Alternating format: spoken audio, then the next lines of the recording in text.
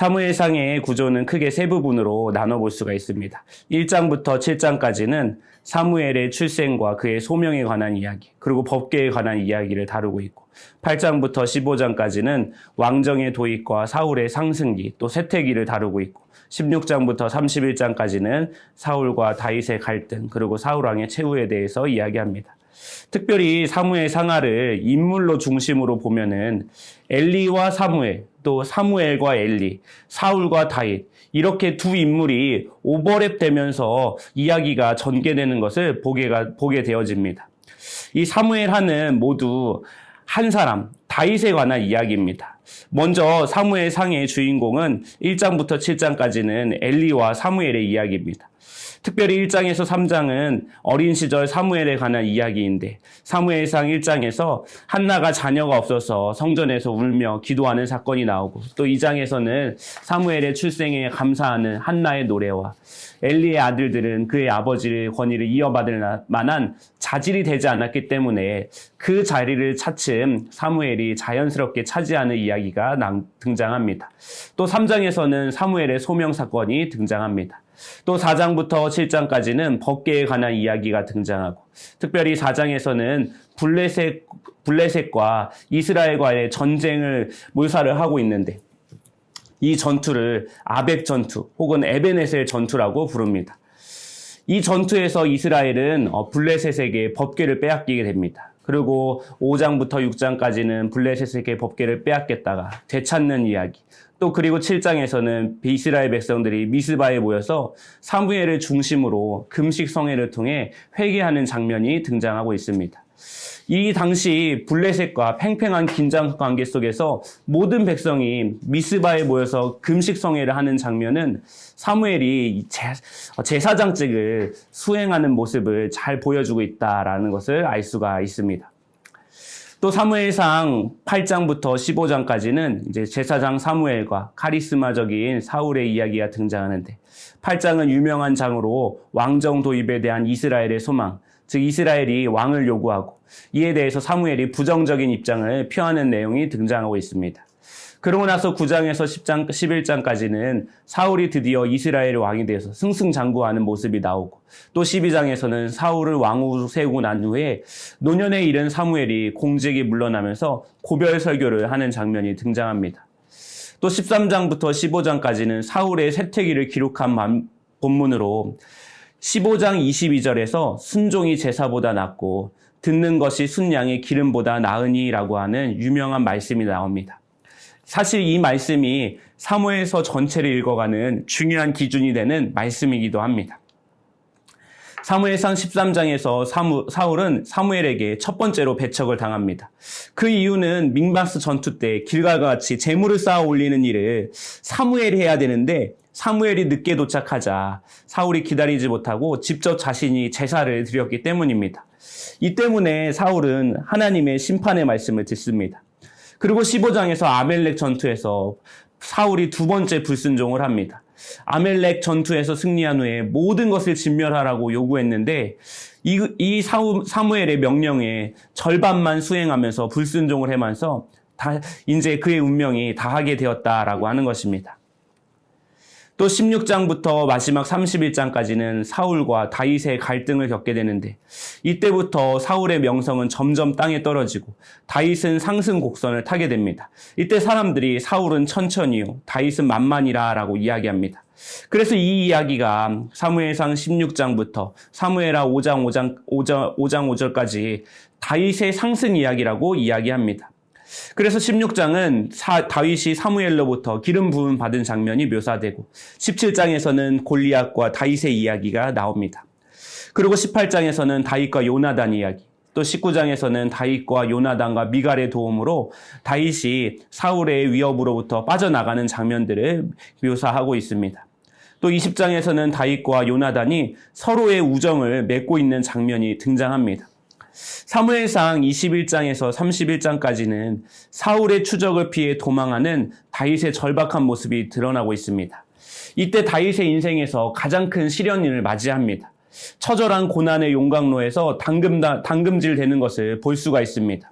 특히 22장은 다윗이 사울의 추적을 피해서 아둘람 굴에 숨었고 그곳에서 우두머리가 되었다는 이야기가 나옵니다. 사무엘상 22장 1절에서 2절 말씀에 그러므로 다윗이 그곳을 떠나 아둘람 굴에 도망하매 그의 형제와 아버지의 온 집이 듣고 그리로 내려가서 그에게 이르렀고 환난을 당한 모든 자와 빚진 모든 자와 마음이 원통한 자가 다 그에게로 모였고 그는 그들의 우두머리가 되었는데 그와 함께한 자가 400명 가량이었더라 라고 말합니다. 이 아둘람 굴에 모여있는 사람들을 한마디로 이야기하면 사회 부적응자입니다. 환난당한 사람, 빚진 사람, 마음이 원통한 사람 등 사회에서 다 주류에서 밀려난 사람들이 이 자리에 모여 있었고 다윗이 이들의 우두머리가 되었다라고 하는 것입니다. 71페이지입니다. 다윗은 아둘람 굴에서 패배자들의 리더가 되었습니다.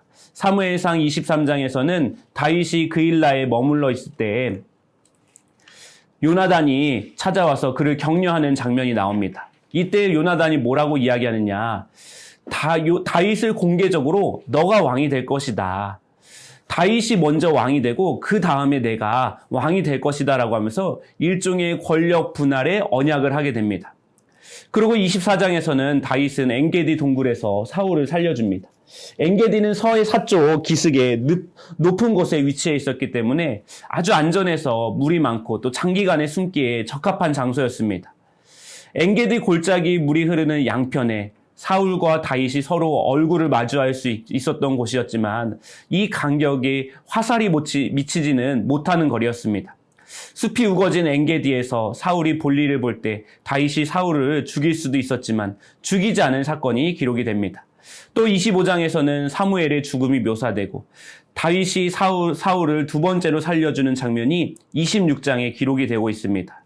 이 기록을 통해서도 처음에는 다윗이 사울을 죽일까 말까 많이 고민하는데 사무엘의 죽음 이후부터는 다윗이 그것을 고민하지 않고 오로지 하나님께서 기름 부음 받은 자를 내가 죽일 수 없다라고 하면서 그 고민도 하지 않은 채 사울을 용서하고 있는 장면들을 볼 수가 있습니다. 이를 통해서 다윗이 이 자리에서 용서를 배워가고 있다는 것을 잘 보여주고 있습니다.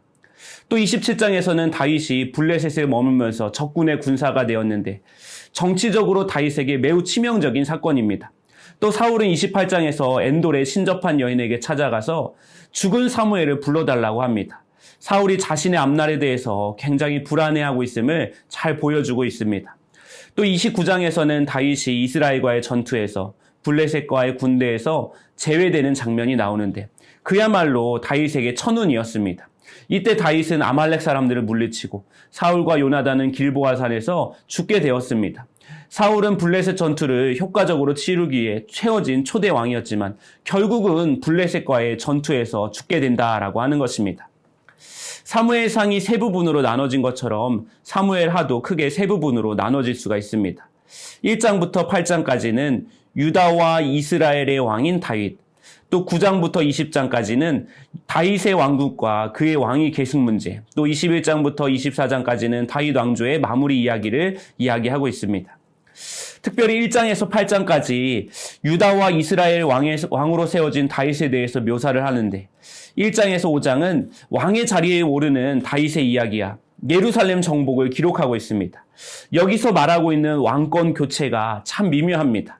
다윗은 일종의 조가와 애도의 정치를 펼칩니다. 다윗은 자신의 정적들이 제거되었을 때 오히려 기뻐하지 않고 오히려 그들을 공개적으로 슬퍼하고 애도해 줍니다. 사울의 죽음으로 이제 사울의 아들들의 죽음에 관해서도 다윗은 국가적인 애도를 표하면서 북쪽의 멸망으로 자신이 왕위를 차지했다라는 것을 보여주는 것이 아니라 이 북쪽 사람들까지 내가 함께 품어주고 이 왕국을 세워가기 원한다는 것을 잘 이 애도 정치를 통해서 보여주고 있습니다.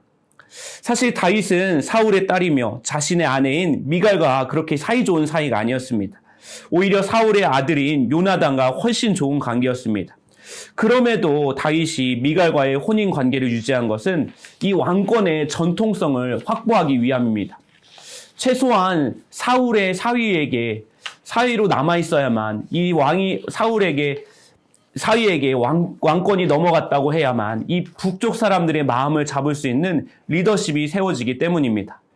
또 5장에서는 다윗이 여부스의 사람들의 성읍이었던 예루살렘을 정복하는 이야기가 등장하고, 또 6장에서는 언약궤를 예루살렘으로 옮기는 장면이 등장합니다. 이것이 굉장히 중요한 사건입니다. 왜냐하면 이곳에 언약궤를 옮김으로써 예루살렘이 이스라엘 신앙의 정통성을 잇는 장소가 되어지기 때문입니다. 그런데 이 언약궤가 사람이 마음대로 움직일 수 있는 것이 아닙니다. 하나님이 허락하셔야만 옮길 수가 있습니다. 그러니까 언약궤가 예루살렘으로 들어갔다는 사실 하나만으로도 하나님께서 이 여부스의 성읍인 예루살렘을 이스라엘의 새로운 정치 중심지로, 또 종교 중심지로 인정하셨다라고 하는 그런 사인이 되는 것입니다. 또 7장에서는 아주 중요한 나단의 신탁이 나오는데, 하나님께서 선지자 나단을 통해 영원히 다윗의 왕조를 지속시켜 주시겠다라고 하는 다윗의 언약을 약속해 주십니다. 또 8장에서는 다윗이 이방 민족들을 굴복시키고 행정 관료들을 임명하는 이야기가 등장합니다. 그래서 9장부터 20장까지, 또 열왕기상 1, 2장까지 묶어서 왕위 계승 이야기다라고 이야기합니다. 특별히 9장에서 다윗은 사울의 손자인 무비보셋을 왕궁으로 데려와서 극진하게 돌봐줍니다. 이것이 다윗의 대표적인 포용 정책입니다. 이 무비보셋을 북쪽 왕조로서 환대함으로써 북쪽 사람들의 마음을 살 뿐만 아니라 남쪽 사람들까지도 마음을 얻을 수가 있었습니다. 그리고 다윗이 암몬을 무찌른 이후에 11장에서는 다윗의 범죄가 기록되는데, 11장부터 이제 밧세바의 그 간음 사건 이후로 다윗의 영광이 하강 곡선을 타게 되고, 12장에서 선지자 나단의 책망을 듣게 되고, 이로 인해서 여러 가지 그의 삶 가운데, 이 왕궁 가운데 도저히 있어서는 안 되는 일들이 계속해서 벌어지는 것을 보게 되어집니다. 또 13장에서는 암논이 압살롬의 누이 다말을 강간하는 사건. 암논과 압살롬은 다윗의 배다른 형제인데 아버지의 성범죄가 아들의 성범죄로 이어지고 있다라고 하는 것입니다. 이 사건으로 압살롬이 이복 형제 암논을 죽이고 그술로 도망갑니다.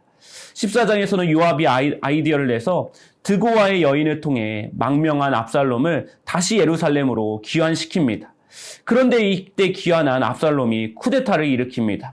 이것이 15장의 내용인데, 이때 다윗은 아들 압살롬을 피해서 요단으로 도주하고, 압살롬 옆에 두 고문관으로 아히도벨과 후세가 있었지만 결국 압살롬이 패배합니다. 압살롬이 죽고 난 후에 다윗은 그로 인해서 몹시 애통해합니다. 많은 우여곡절 끝에 다윗이 힘들게 예루살렘으로 돌아와 다시 왕이 되는 장면이 19장에 기록되는데, 여기서 또다시 세바라고 하는 북쪽 사람들의 반란을 일으키고, 그리고 사무엘하 21장부터 24장까지는 그 외의 기록으로 사무엘 상하가 마무리되는 것을 볼 수가 있습니다. 사무엘상 1장에 한나의 절규, 인큐베이션 기도라고 되어 있습니다. 사무엘상 1장 11절 말씀에 서원하여 이르되 만군의 여호와여, 만일 주의 여종의 고통을 돌보시고 나를 기억하사 주의 여종을 잊지 아니하시고 주의 여종에게 아들을 주시면 내가 그의 평생에 그를 여호와께 드리고 삭도를 그의 머리에 대지 아니하겠나이다 라고 말합니다.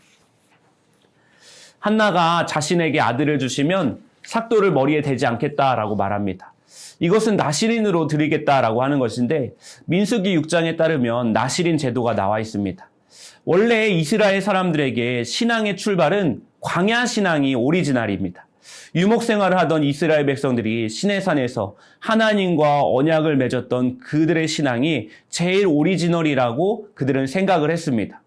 그런데 이스라엘 백성들이 가나안 땅에 들어가서 농경 문화를 시작하게 되니까 이 가나안 사람들이 농경을 주관하고 있는 신이라고 믿었던 바알을 따르고, 이 바알 종교와 자신들이 믿는 여호와 신앙이 혼합되어서 신앙이 변질될까 두려워했습니다. 그래서 이제 자신들의 오리지널 신앙을 지키기 위해서, 이 순수한 신앙을 지키기 위해서 노력을 했는데, 이때 머리에 삭도를 대지 않고, 원래 민머리는 이방 남자들만 하는 것이었습니다.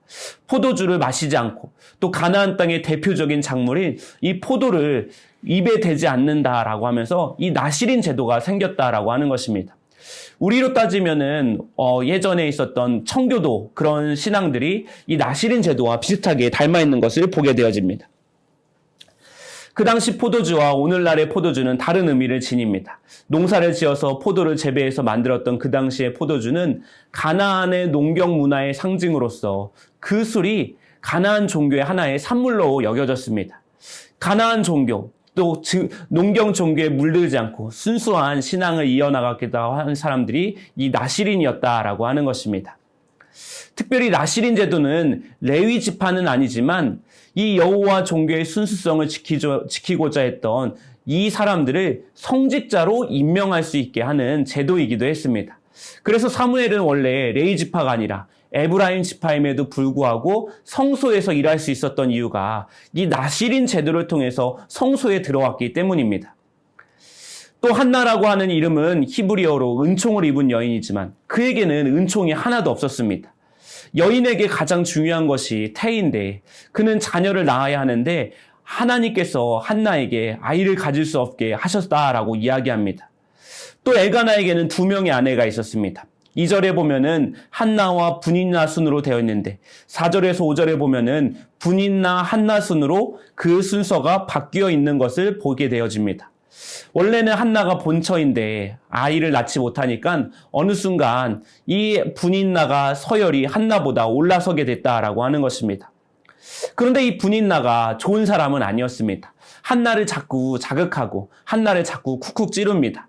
그래서 7절에 보니까 매년 한나가 여호와의 집에 올라갈 때마다 남편이 그같이 하매 분인나가 그를 격분시키므로 그가 울고 먹지 아니하니라고 말합니다. 분인나가 한나를 의도적으로 괴롭혔습니다. 한나의 입장에서는 아이도 낳지 못하는 것도 억울한데 분인나가 옆에서 화까지 돋구니 이 한나의 서러움이 복받쳐서 울며 먹지 않게 됐다라고 하는 것입니다.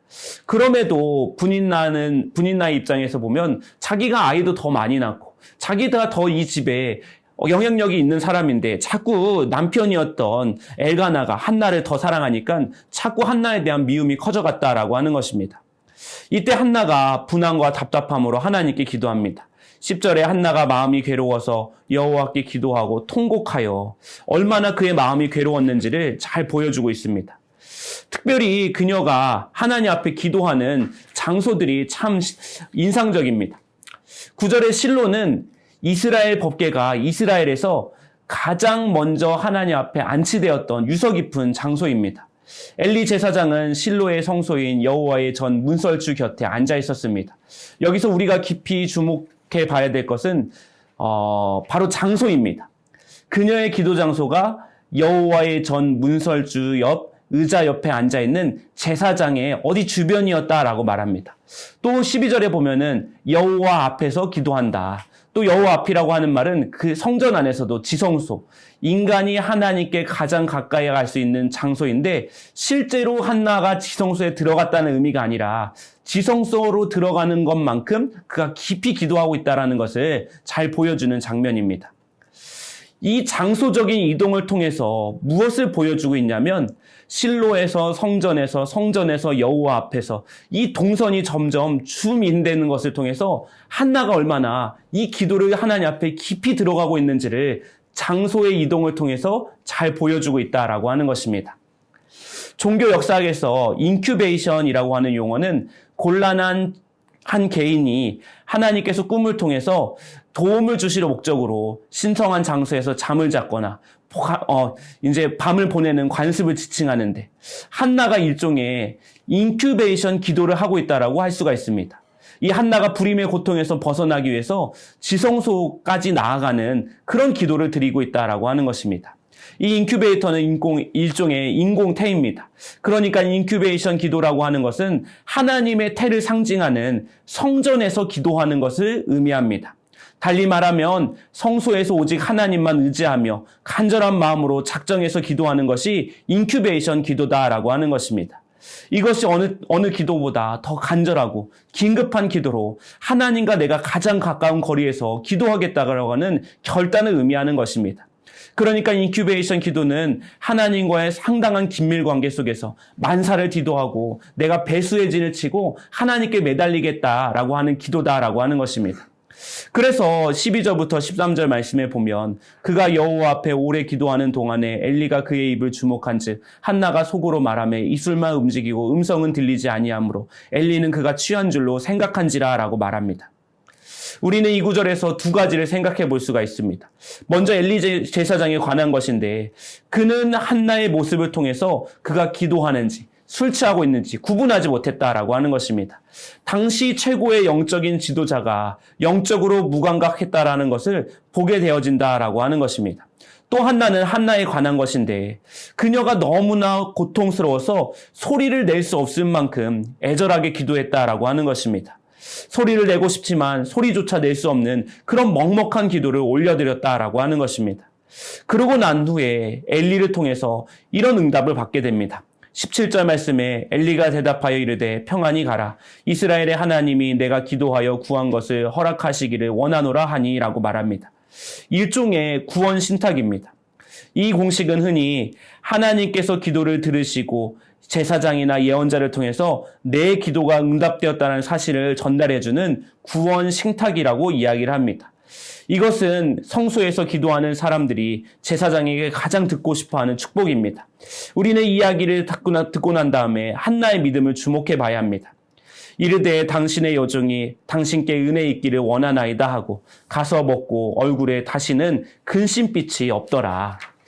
대단한 믿음입니다. 한나가 창자가 끊어지는 듯한 기도를 한 다음에 기도 응답을 듣고 그의 말씀대로 이루어질 것을 그가 확실하게 믿었기 때문에 얼굴의 근심빛이 사라져갔다라고 하는 것입니다.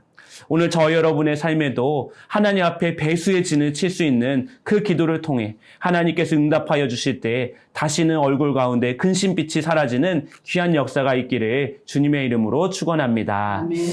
둘째로 이제 사무엘상 7장에 미스바 금식성의 리더십은 기도십이다라는 것을 보게 되어집니다. 사무엘상 7장에서 사무엘의 역할은 이 대사사, 예언자적 업적을 계승한 것처럼 보이고 15절에서 17절에서는 소사사, 이 행정가의 활동을 이어간 것으로 보입니다. 또 7장에서는 사무엘이 제사장의 활동을 이어갑니다. 그러니까 사무엘은 사사의 역할도 감당하고 제사장의 역할도 감당하면서 복합적인 사역을 하고 있다라고 하는 것입니다. 7장에서도 사사시대 때 전형적인 패턴이 반복되고 있습니다. 배반하고 심판하고 회개하고 구원하고 새로운 타락이 등장하는 것입니다. 특별히 3절에 보니까 사무엘이 이스라엘 온 족속에게 말하여 이르되 만일 너희가 전심으로 여호와께 돌아오려거든 이방 신들과 아스다로를 너희 중에서 제거하고 너희 마음을 여호와께로 향하여 그만을 섬기라 라고 말합니다. 이스라엘은 사무엘의 권고와 인도에 따라서 예루살렘에서 약 8km 떨어진 베냐민 지파의 성소인 미스바에 모여서 참회 예배를 드림으로 하나님께 돌아가자고 이야기를 했습니다. 그래서 5절에서 6절 말씀에 그들이 미스바에 모여서 미스바에서 하나님께 금식하는 장면이 등장을 합니다. 이스라엘이 하나로 똘똘 뭉치니까 블레셋이 선제 타격을 해서 사기를 꺾어버리고자 했습니다. 그러자 백성들이 두려워서 사무엘에게 중보 기도를 요청합니다. 사무엘은 백성들의 요청을 받아들여 하나님께 번제를 드리고 하나님께 부르짖으며 기도합니다. 그러자 하나님께서 블레셋 대군들을 물리쳐 주셨다라고 이야기합니다. 특별히 여기서 하나님이 사용하신 방법은 천둥 소리를 듣게 하셔서 이 블레셋 군대를 흩으시는 방법인데 이 천둥 소리는 인간의 문제에 하나님께서 개입하시는 상징을 의미합니다. 이것을 여호와의 전쟁이라고 부릅니다. 그러니까 첫 번째 동작은 사람들의 기도와 희생 제물, 이 예배로 시작이 되었지만 그 다음에 하나님께서 직접 적군을 혼란에 빠지게 하시면서 하나님께서 전쟁을 치르셨다라고 하는 것입니다. 그러니까 여호와의 전쟁은 주변에 있는 자연현상을 통해서 무찌르는 일종의 영적인 전쟁입니다. 이 전쟁의 주된 관심사가 무엇이냐? 군사적인 위기 상황에서 백성을 구원할 수 있는 것이 그들의 힘이냐 아니면 하나님의 강력한 행위냐 이것을 묻고 있다라고 하는 것입니다. 자신의 힘을 신뢰하느냐 하나님의 힘을 신뢰하느냐 택하는 것이 영적인 전쟁의 가장 중요한 상황이다라고 하는 것입니다. 특별히 이 전투의 결과에 대해서 세 가지가 언급이 되고 있습니다. 여기에 에벤에셀, 에벤은 도움이고 에셀은 돌이라고 하는 뜻인데 기념비가 세워졌고 또 이 장소는 예전에 이스라엘이 블레셋에게 참패했던 장소인데 이것을 역전시켜주는 것을 이 장소의 지명을 통해서 잘 보게 되어집니다. 또 사무엘이 살아있는 동안에 블레셋의 모든 군사적 위협들이 억제되었고 이스라엘 백성들이 빼앗겼던 영토를 되찾게 되었다라고 말합니다. 특별히 여기서 이 사무엘이 여러 가지 사사의 역할과 제사장의 일들도 감당했다라고 하는 복합적인 사역이 등장하는데 우리는 사무엘상 7장을 통해서 한 지도자의 기도의 리더십을 보게 됩니다. 사무엘의 리더십은 국가의 흥망성쇠를 결정할 수 있는 강력한 리더십이었습니다. 그에게 사사의 권리도 있었고 제사장의 권리도 있었기 때문입니다. 이런 복합적이자 한 사람에게 강력하게 집중된 리더십은 그의 기도에서 절정을 이루었다라고 하는 것입니다.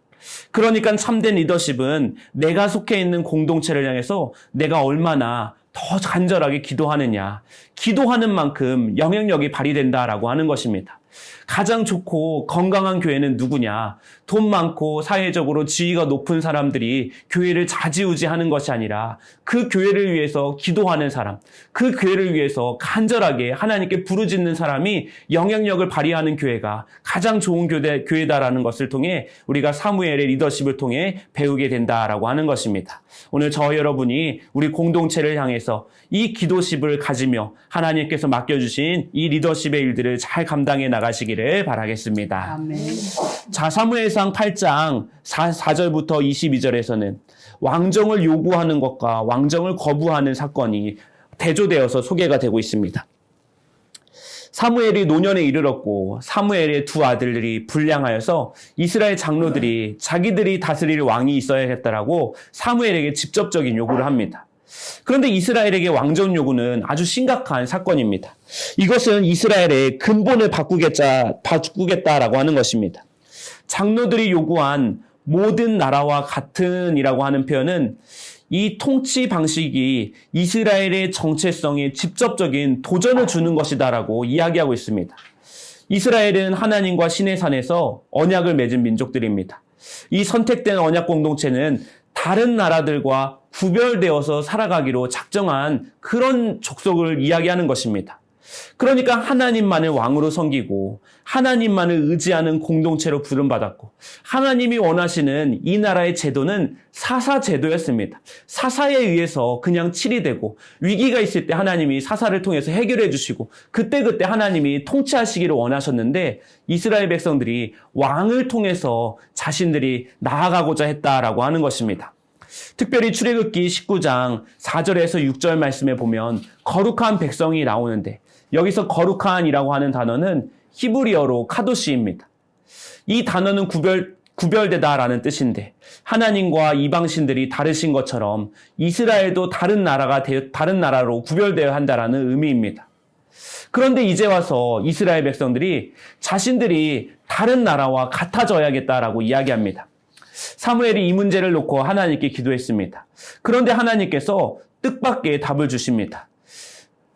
7절에서 9절 말씀에 보니까 그들이 너를 버림이 아니요 나를 버려 자기들의 왕이 되지 못하게 하려 함이나 내가 그들을 애굽에서 인도해 낸 날부터 오늘까지 그들이 모든 행사로 나를 버리고 다른 신들을 섬긴같이 내게도 그리하는도다. 이런 이야기를 하십니다. 하나님은 사무엘에게 왕을 결국에는 허락하라라고 말씀하십니다. 특별히 7절에서 9절 말씀에 들으라라고 하는 표현이 반복되는 것은 이스라엘의 요청을 너가 받아들여라라고 하는 표현입니다. 중요한 점은 하나님께서 이 왕정이 하나님에 의해서 시작된 것이 아니라 인간의 요구에 의해서 먼저 시작되었다라는 점을 분명하게 하고 계시다라고 하는 점입니다. 그러니까 이 왕정에 하나님은 허락은 하셨지만 하나님께 용납은 되지 않았다라고 하는 것입니다. 하나님이 억지로 허용해 주신 것입니다. 왕권을 축복으로 주신 것이 아니라 마지못해 양보하셨다라고 하는 것입니다. 이 왕정의 허용에는 하나님의 우려 두 가지가 담겨져 있습니다. 이 왕정을 요구하는 것은 정치적인 문제가 아니라 신학적인 문제다. 하나님을 거부하는 행위다라고 이야기하시고 이런 요구는 새로운 것이 아니라 그들의 오랜 반역의 역사를 반영하는 것이다 라고 이야기하면서 이스라엘 백성들이 출애굽했던 날부터 우상을 섬겼던 것처럼 이제 왕을 통해서 우상을 섬기고자 한다라고 하는 하나님의 우려가 담겨져 있었다라고 하는 것입니다. 그래서 왕정 제도가 얼마나 위험한 것인지에 대해서도 하나님께서 잘 설명해 주십니다. 특별히 여기서 보면은 9절에서 17절까지 보면은 쭉 넘어가시면서 보실 때 계속해서 왕이 생겼을 때 취한다, 취한다, 취한다라는 표현이 반복이 되어지고 있습니다. 아들을 취하고 딸들을 취하고 밭을 취하고 11조를 취하고 또 노비와 나귀들을 취하고 또 11조에 대한 것을 취하는 것을 보게 되어집니다.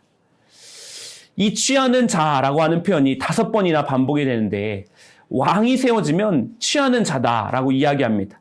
왕의 권력으로 이스라엘이 노예처럼 전락할 것을 경고하고 있는 표현입니다. 이제 이 이스라엘 백성들이 출애굽의 노예에서 벗어난 지 400년 정도밖에 안 됐는데 또다시 자청해서 노예의 신분으로 돌아가는 것을 비판하고 있다라고 하는 것입니다. 하나님께서 자유를 주셨는데 그것을 눈에 보이지 않는다고 해서 때로는 하찮은 것처럼 여길 때가 있습니다. 세상은 눈에 보이는 가시적인 것으로 우리를 유혹해서 너가 돈의 노예가 되든지 명예의 노예가 되든지 관계의 노예가 되도록 우리를 유혹합니다. 그것을 가지면 마치 자유가 주어질 것처럼 속이지만 결국은 노예가 되는 것입니다. 오늘 우리의 삶이 평안한 까닭은 하나님이 보이지 않게 우리가 알 수 없는 순간순간들을 도우셔서 여기까지 온 것입니다. 사무엘의 이 심각한 경고를 들은 이스라엘 백성들은 이것을 들은 채 만체하고 넘어가 버렸습니다. 여기서 거절했다라고 하는 표현은 하나님을 거부하고 사무엘을 거부했다라고 하는 표현입니다.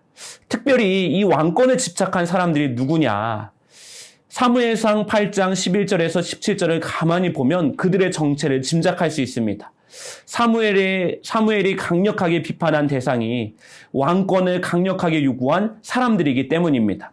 즉 농토와 집안에서 일하는 노비와 종, 나귀떼와 양떼들의 소유들, 이스라엘의 유력 계층들이 이 왕권을 요구한 것입니다. 이들은 무엇인가를 지킬 것이 많은 사람들이었습니다. 지킬 것이 많아서 전쟁이 일어나면 큰 피해가 일어나니 왕을 통해서 이것들을 보호받기를 원했다라고 하는 것입니다. 다시 말해서 자신들의 욕망을 지키기 위해서 왕을 세우겠다라고 하는 것입니다. 물질적인 소유 때문에 신앙의 본질을 배반했다라고 하는 것입니다. 물질과 하나님 사이를 선택하는 문제는 지금이나 예나 동일한 것이다라는 것을 이 말씀을 통해서 우리는 배우게 되어집니다.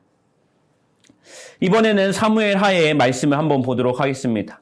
사무엘하 5장에 보면 유다와 이스라엘의 왕이 되는 다윗, 이스라엘의 계약직 왕이다라고 되어져 있습니다. 사무엘하 1장에서 4장에서 주로 다윗이 에도의 정치를 표하고 있습니다. 다윗은 사울과 요나단의 죽음에 대해서 조가를 지어서 대응하고 사울의 군사력과 아브넬의 죽음에 대해서도 애도를 하고 사울의 아들 이스보셋을 죽인 자를 처단하고 이스보셋을 장사 지내해 줍니다.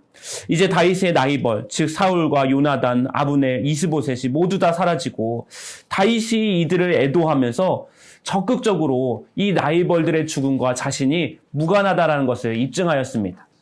먼저 다윗이 이스라엘의 전체 왕으로 추대된 것이 아니라 유다에서 헤브론의 왕으로 먼저 추대가 되었습니다. 다윗은 유다 지파를 중심으로 남쪽에서 먼저 왕이 된 것입니다. 반면에 사울과 요나단의 죽음 이후에 이스라엘의 권력의 중심지였던 북쪽 지역은 굉장히 큰 혼란에 빠집니다. 실질적인 지도자인 아브넬과 법적인 지도자인 이스보셋, 이 두 사람의 죽음은 북이스라엘의 지역으로 하여금 다윗을 다시 찾는 계기가 되어졌습니다. 그래서 북쪽의 사람들이 찾아와서 이 남쪽의 왕이었던 이 다윗을 자신들의 지도자로 천명하고자 했습니다. 특별히 여기서 헤브론은 유다 지역의 중심지이며 이스라엘의 족장들, 아브라함, 이삭, 야곱의 묘실이 있는 곳입니다. 역사적으로 유서가 깊고 영향력도 큰 성읍입니다. 이곳에서 먼저 유다의 왕이 되었다라고 하는 것은 다윗이 족장들의 전통을 이어받아서 하나님의 언약을 성취해 간다라고 하는 신학적인 정통성을 확보하는 근거가 되어졌습니다. 그래서 북쪽 사람들이 다윗에게 찾아와 세 가지를 말합니다. 우리는 한 고륙이다. 우리가 오랫동안 강함과 약함 사이에서 함께한 사이다. 그러니까 생사고락을 함께 해온 사이다라고 이야기하는 것입니다. 그러니까 다윗이 사울의 그 왕궁 안에서 일했을 때 북쪽 사람들과 마주쳤기 때문에 그때 우리가 함께 하지 않았느냐. 그것을 이야기하는 것입니다. 사울이 우리의 왕이 되었을 때에도 이스라엘을 거느려 출입하게 하신 분은 왕이다라고 이야기하는데 사울이 다윗을 군대 장관 삼았던 사실을 언급하는 것으로 보여집니다. 또 여호와께서도 왕에게 말씀하시기를 내가 내 백성 이스라엘의 목자가 되며 내가 이스라엘의 주권자가 되리라라고 이야기하면서 다윗이 사무엘에게 처음으로 기름 부음 받은 장면을 회고하면서 이야기하고 있습니다. 특별히 여기서 다윗이 처음으로 목자로 불려집니다. 이 목자는 양떼들을 인도하고 먹이고 보호하는 그 책임이 있는 사람들입니다. 초대왕 사울은 취하는 자, 뭐든지 백성들에게 뺏는 자였는데 다윗은 이제 돌보는 자가 되었다라는 것을 잘 보여주고 있다라고 하는 것입니다. 동시에 목자라는 용어를 고려할 때 북이스라엘 사람들이 다윗에게 권력의 백지수표를 위임한 것으로 보여집니다. 위임한 것이 아니라 제한적인 권한을 부여하고 있는 것을 알 수가 있습니다. 3절에 보니까 언약을 맺음에라고 하는데 이 표현이 바로 다윗이 계약직 왕이 되었다라고 하는 것입니다. 다윗은 이 계약을 맺어서 계약직 왕권을 수립합니다. 한 임금 아래 두 왕국이 통합되었습니다. 이는 동시에 다윗이 남쪽이나 북쪽 어느 한쪽만 편들게 되면 이 계약이 언제든지 깨질 수 있다는 것을 잘 보여주고 있습니다. 나중에 솔로몬이 친유다 정책, 남쪽에만 결국은 편을 들어서 남유다와 북이스라엘이 깨지게 된 것을 보게 되어집니다. 사무엘하 7장에 보면은 다윗의 왕조에 대한 나단의 신탁, 이은칭이라고 되어져 있습니다. 이 본문이 사무엘서 전체의 신학적인 심장이라고 할 수가 있고 구약에서도 가장 중요한 본문 중에 하나입니다. 나단의 신탁이라고 부르는데 나단이 나단이 다윗이 처음으로 나단에게 자신이 처음으로 성전 건축을 하겠다라고 하는 의사를 밝힙니다. 이 나단은 예루살렘 출신이었던 것으로 추정이 됩니다. 왜냐하면 예루살렘이 유다 지파에 편입되기 전에 나단이 등장하지 않기 때문입니다. 그러니까 예루살렘을 정복한 뒤에 등용되었던 인물로 보여집니다. 성전을 짓고 싶다라고 하는 이 다윗의 의견을 들었을 때 나단은 개인적으로 동의를 했습니다. 그런데 그날 밤에 하나님께서 선지자 나단에게 이렇게 말씀하십니다. 나단에게 임하여 이르시되 가서 내 종 다윗에게 말하기를 여호와께서 이와 같이 말씀하시되 내가 나를 위하여 내가 살 집을 건축하겠느냐 내가 이스라엘 자손을 애굽에서 인도하여 낸 날부터 오늘까지 집에서 살지 아니하고 장막과 성막 안에서 다녔나니라고 말합니다. 이 말씀은 내가 언제 너에게 성전 지어달라고 했냐라고 이야기하는 것입니다. 하나님은 성전에 거하시는 분이 아니라 장막과 회막에 거하시면서 당신의 백성들과 함께 이동하시는 분이지 어디에 갇혀서 고정된 성소 안에 머물러 계시는 분이 아니다라고 하는 것입니다. 성전을 짓는 것은 하나님의 자유로운 결정 안에서만 진행되어질 수 있습니다. 다윗이 성공했다는 그 사실만으로 자기 주도하에서 이 일을 착수할 수 있는 권리까지 부여받은 것이 아니다라고 하는 것입니다. 결국 하나님은 다윗의 성전 건축을 단호하게 거부하십니다. 그렇다면 왜 다윗은 갑자기 하나님의 성전을 짓겠다라고 했을까요? 다윗은 남유다와 북이스라엘의 통합적인 왕으로서 새로운 왕정을 시작하게 되었습니다. 다윗은 유다와 이스라엘 전체를 아우를 수 있는 도시로 예루살렘을 정복함으로써 지리적으로 남쪽과 북쪽의 어느 곳에도 해당하지 않고 새로운 수도를 마련하는 계기가 되어졌습니다. 중립적인 도시였기 때문에 정치적인 문제가 해결된 것입니다. 게다가 법계까지 옮기게 되어서 종교적인 합법성까지 보장되어졌습니다. 그럼에도 한 가지 해결돼야 될 문제가 있었는데 바로 왕정의 합법성입니다. 예루살렘에 대한 하나님의 승인이 필요했다라고 하는 것입니다.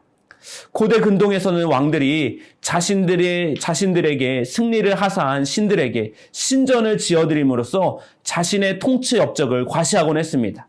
그러니까 그 당시에 신전이 없는 신들은 열등한 신으로 간주되었고 이런 배경 때문에 다윗이 신전을 짓고 언약궤를 모시려고 하는 일은 통치 권력을 확고히 하고 자신의 유익을 위해서 이 성전을 이용하려고 하는 계획인다라는 것을 알게 되어집니다. 결국 다윗의 성전 건축 제약은 진실한 신앙에서 비롯된 것이기도 하지만 동시에 정치적으로 의도된 계산이었다라고 하는 것입니다. 하나님께서도 이를 아시고 다윗에게는 성전 건축을 허락하지 아니하시고 아들 솔로몬에게 허락하신다라고 하는 것입니다. 특별히 14절 상반절에 하나님께서 다윗의 아들이 왕이 되면은 그의 아들을 입양해서 부자의 관계를 맺겠다라고 약속해 주십니다. 이 표현을 양자 공식이라고 합니다. 이것이 얼마나 축복된 말씀입니까? 하나님께서 다윗의 아들 솔로몬과 부자 관계를 맺겠다라고 말씀하신다라고 하는 것은 하나님과 혈족 관계가 된다라는 의미입니다. 죄를 범한 자식을 죽이는 부모가 없듯이 부모로서 징계는 하지만 완전한 은총은 빼앗기지 않겠다라고 하는 아주 영원한 약속에 대한 표현이다라고 하는 것입니다. 그러고 나서 그 다음에 유명한 구절이 나오는데 16절 말씀에 내 집과 내 나라가 내 앞에서 영원히 보존되고 내 왕위가 영원히 견고하리라 하셨다 하라라고 말합니다. 이것을 다윗의 언약, 나단의 신탁이라고 불러집니다. 통일왕국 이후에 남쪽과 북쪽이 갈라지고 북이스라엘의 왕국은 9왕조에 의해서 19명의 왕이 통치를 했습니다. 그러니까 19명의 왕이 다스리는 동안 9개의 가문의 왕조를 바꿔갔다라고 하는 것입니다. 이와 대조적으로 남왕국은 오로지 다윗의 계통에서만 왕위를 이어나가는 단일 왕조였다라고 하는 것입니다. 우리나라 조선 왕조가 모두 이씨 왕조였듯이 유다는 다윗의 자손으로만 왕위가 계승되어졌다라고 하는 것입니다. 이것이 다윗의 언약이었다라고 하는 것입니다. 결국 다윗 언약은 남유다의 신앙적인 뿌리가 되었고 이것이 신구약 중간기 시대 때는 메시아 사상으로 이어졌고 이것이 마침내 예수 그리스도와 신약에서 연결되어서 아주 구약과 신약을 전체의 맥을 잇는 중요한 구절이 바로 이 다윗의 언약이다라고 하는 것입니다. 하나님은 다윗 가문에게 백지수표를 발행해 주셨습니다. 다윗 가문에 대한 하나님의 헌신은 이스라엘의 신학의 기초를 급진적으로 바꿔놓으셨습니다. 이것은 앞으로 다윗의 가문에 대한 범죄에 대한 처벌이 없을 것이라는 말이 아닙니다. 처벌과 징계는 있지만 그 처벌이 최종적이지는 않다라는 것을 의미합니다. 오히려 처벌도 은총이 되어진다라는 것을 상징하고 있습니다. 다시 말해서 은혜로 되돌아오게 만드는 것이 그 하나님의 채찍이 은총이 되어진다라고 하는 것입니다. 이것이 종교개혁의 모토였던 오직 은혜와 일맥상통한다라고 하는 것입니다. 이것이 바로 이 은칭이 이 성경에서 보여주는 가장 강력한 본문이 되어진다라고 하는 것입니다. 인간의 행위가 은혜의 결정적인 요소가 아니라 하나님의 무조건적인 사랑과 절대적인 헌신이 우리가 받는 은혜의 가장 결정적인 요소라고 하는 것을 다윗의 왕조의 언약을 통해서 우리가 배워지게 된다라고 하는 것입니다. 오늘 저 여러분의 삶에 이 하나님의 무조건적인 사랑과 하나님의 절대적인 헌신으로 우리가 이 자리에 서 있는 줄 믿습니다. 네.